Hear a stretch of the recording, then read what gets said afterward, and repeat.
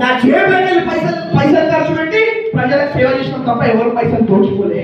ఇలా దోచుకున్న వాళ్ళు పైసలు తీసుకున్న వాళ్ళు వీళ్ళే మాట్లాడుతున్నప్పుడు నేనెందుకు మాట్లాడతాండి?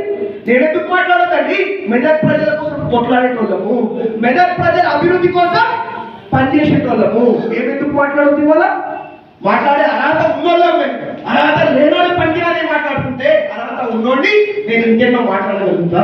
నేను ఒక డాక్టర్ని, ఒక చదువుకున్నోడిని కాబట్టి ఇవాళ ఏమంటలేదు. వాళ్ళు మాట్లాడే భాషలో నేను మాట్లాడతలేను. నాకు మాట్లాడరాక కాదు, నాకు చేతలు చేయరాక కాదు అని చెప్పి మీ అందరూ కూడా తెలియజేసుకుంటా ఉన్నాం.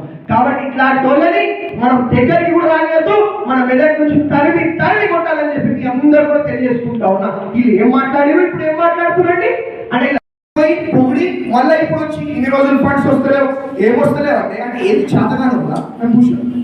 అంటే ఏమనుకుంటున్నారు? ఇన్ని రోజులు వీలే కదా ఉన్నది, ఇప్పుడు మళ్ళా వచ్చి ఫండ్స్ వస్తే